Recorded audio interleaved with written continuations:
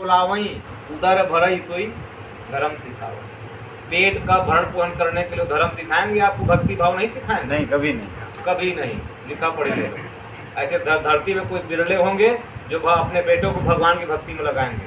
नहीं तो 100% माँ बाप यही चाहते कि इसका ये पेट भरने का ये धर्म सीख जाए, कोई नौकरी में लग जाए, कोई पैसा में लग जाए, कोई और में लग जाए, यही चाहेंगे। वो नहीं चाहेंगे कि भगवान की भक्ति में लग जाए। तो तुलसीदास जी कहे कि भैया जरों सो संपत्ति सदन सुख सुहृद मात पितु भाई सन्मुख होत जो राम पदा करन सहस सहाय।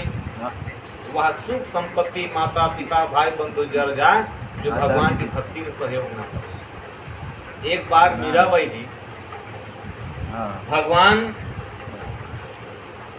श्री रामचंद्र जी के संबंध में पूछने के लिए गए तुलसीदास जी के पास अयोध्यापुर।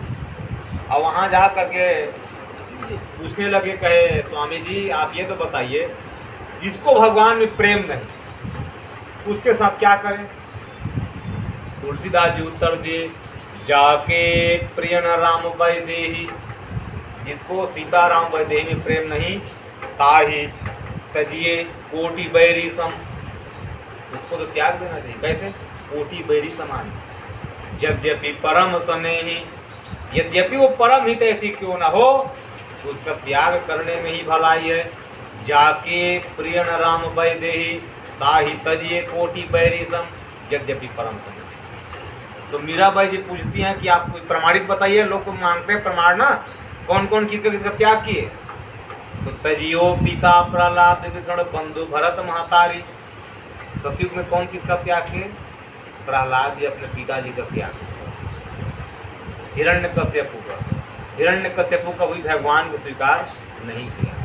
तो तजियो पिता प्रहलाद, विभीषण बंधु, विभीषण अपने बंधु रावण को त्याग किए भाई।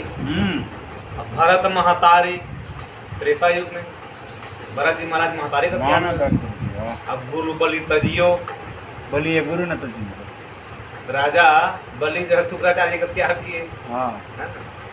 गुरु बलि तजियो कंत ब्रजमणि भयतनी।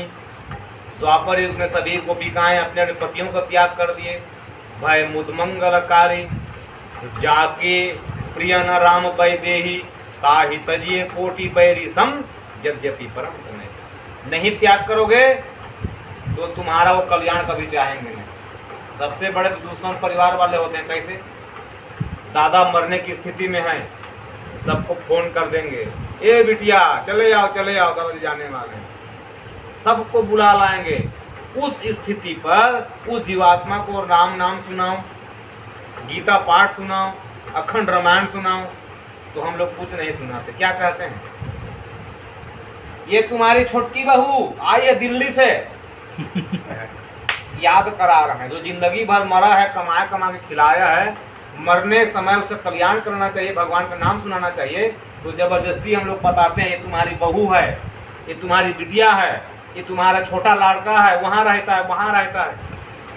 जीवन भर तक तो बेचारा कमाए तुम लोगों के लिए, परिवार के लिए, अंतिम काल में उसको भगवान नाम सुनाना चाहिए।